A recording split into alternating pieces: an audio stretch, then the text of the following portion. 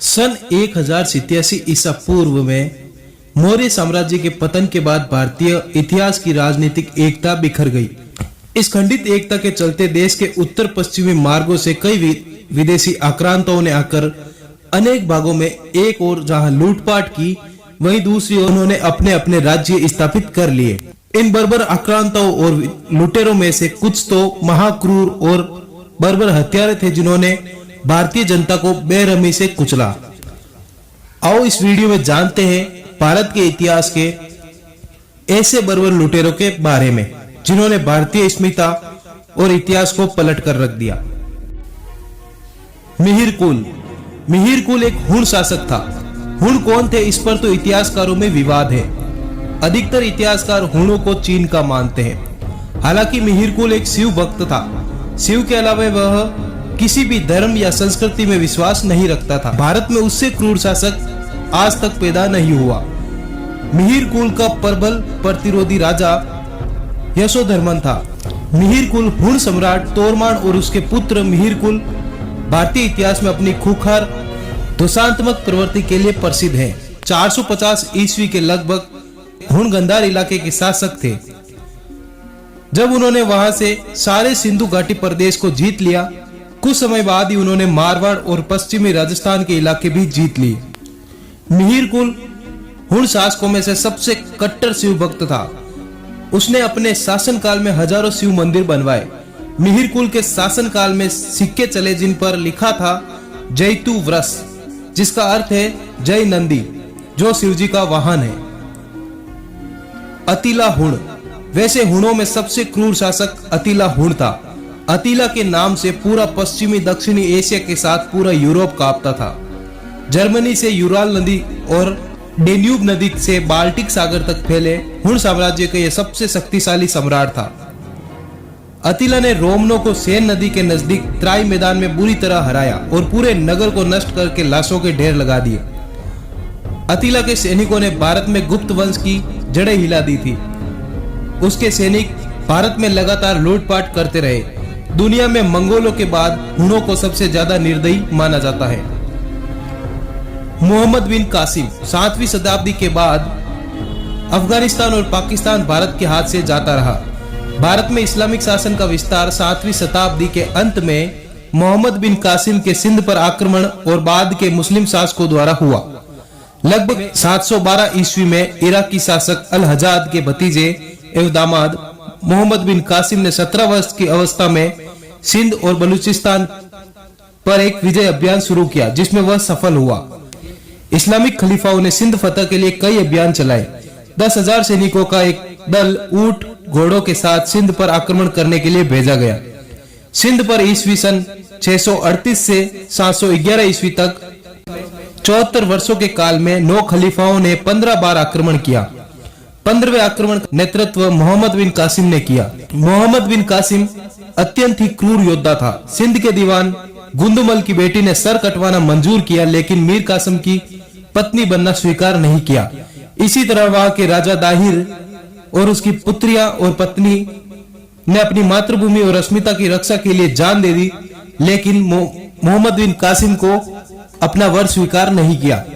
सिंध देश के सभी राजाओं की कहानियां बहुत ही मार्मिक और दुखदायी हैं। आज सिंध देश पाकिस्तान का एक प्रांत बनकर रह गया है। राजा दाहिर अकेले ही अरब और ईरान के दरिंदों से लड़ते रहे।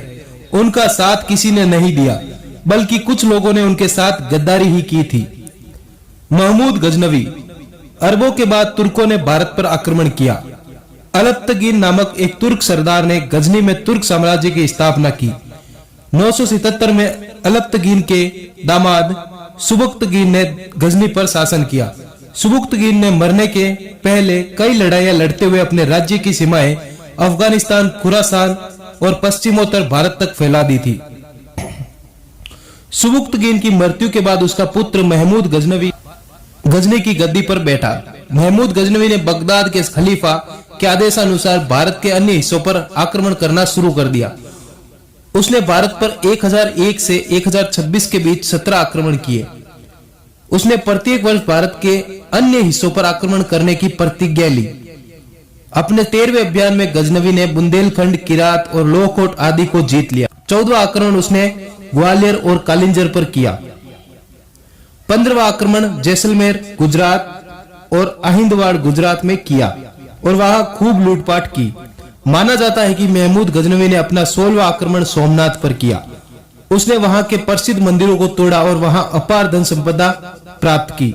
इस मंदिर को लूटते समय महमूद ने लगभग 50,000 ब्राह्मणों एवं हिंदुओं का कत्ल कर दिया था। इसकी चर्चा पूरे देश में आग की तरफ फैल गई थी। 17वां आक्रमण उसने सिंध और मुल्तान के तटवर्ती क्षेत्रों में जाटों पर किया था। इसमें जाट बुरी तरह पराजित हो गए थे। मोहम्मद गोरी, मोहम्मद बिन कासिम के बाद मोहम्मद गजनवी और उसके बाद मोहम्मद गोरी ने भारत पर आक्रमण कर अंधाधुंध कत्लेआम और लूटपाट मचाई। इसका पूरा नाम शिहाबुद्दीन उर्फ मुइजुद्दीन मोहम्मद गोरी था। भारत में तुर्क साम्राज्य की स्थापना करने का श्रेय मोहम्मद गोरी को ही जाता है। गोरी गजनी और हेरात के मध्य स्थित छोटे से पहाड़ी प्रदेश गौर का शासक था। उसने पहला आक्रमण 1175 ईस्वी में मुल्तान पर किया। दूसरा आक्रमण 1178 ईस्वी में गुजरात पर किया। इसके बाद 1179 से 86 के बीच पंजाब को फतेह कर लिया। इसके बाद उसने 1179 ईस्वी में पेशावर तथा 1185 ईस्वी में सियालकोट को अपने कब्जे में ले लिया। 1191 ईस्वी में उसका युद्ध पृथ्वीराज चौहान से हुआ। इस युद्ध में मोहम्मद गोरी को बुरी तरह पराजित होना पड़ा। इस युद्ध में मोहम्मद गोरी को बंधक बना लिया गया, लेकिन पृथ्वीराज चौहान ने बाद में उसे छोड़ दिया। इसे तराइन का प्रथम युद्ध कहा जाता है। इसके बाद मोहम्मद गोरी ने अधिक ताकत के साथ पृथ्वीराज चौहान पर वापस आक्रमण किया। तराइन का यह द्वितीय युद्ध 1192 ईस्वी में हुआ था। इस बार पृथ्वीराज चौहान मोहम्मद गोरी से हार गए। मोहम्मद गोरी ने उनको बंधक बनाया। ऐसा माना जाता है कि बाद में उन्हें गजनी ले जाकर मार दिया गया। गोरी भारत में गुलाम वंश का शासन स्थापित करके पुनः अपने राज्य गजनी लौट गया। तैमूर लंग भी चंगेज खान जैसा शासक बनना चाहता था। सन 1369 ईस्वी में समरकंद का शासक बना। उसके बाद उसने अपनी विजय और क्रूरता की यात्रा शुरू की। मध्य एशिया के मंगोल लोग इस बीच मुसलमान हो चुके थे और तैमूर खुद भी एक मुसलमान था। क्रूरता के मामले में वह चंगेज खान की तरह ही था। कहते हैं कि एक जगह उसने 2000 जिंदा आदमियों की एक मीनार बनवाई और उन्हें ईंटों और गार से चुनवा दिया। जब तैमूर ने भारत पर आक्रमण किया तब उत्तर भारत में तुगलक वंश का राज्य था। 1399 में तैमूर लंग द्वारा दिल्ली पर आक्रमण करने के साथ ही तुगलक साम्राज्य का अंत माना जाना चाहिए। तैमूर मंगोलों की फौज लेकर आया तो उसका कोई बड़ा मुकाबला नहीं हुआ और वह कत्लेआम करता हुआ मजे के साथ आगे बढ़ता गया। तैमूर के आक्रमण के समय हिंदू और मुसलमान दोनों ने मिलकर जौहर की राजपूती रस्म अदा की।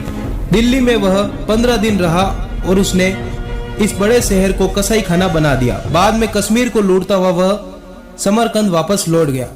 तैमूर के जाने के बाद दिल्ली मुर्दों का शहर बन गया था। तैमूर को मुसलमान अल्लाह का कहर मानते थे। बाबर, मुगल वंश का संस्थापक बाबर एक लुटेरा था। उसने उत्तर भारत में कई लूटों को अंजाम दिया। मध्य एशिया के समरकंद राज्य की एक बहुत छोटी जागीर में 1483 ईस्वी में बाबर का जन्म हुआ। बाबर ने अपनी किताब बाबरनामा में बताया कि वो मूर्तियों को तोड़ने वाला अर्थात मूर्तियों का खंडन करने वाला है। बाबर ने चगताई भाषा में अपनी आत्मकथा तुजु के बाबरी लिखी, जिसे इतिहास में बाबरनामा कहते हैं।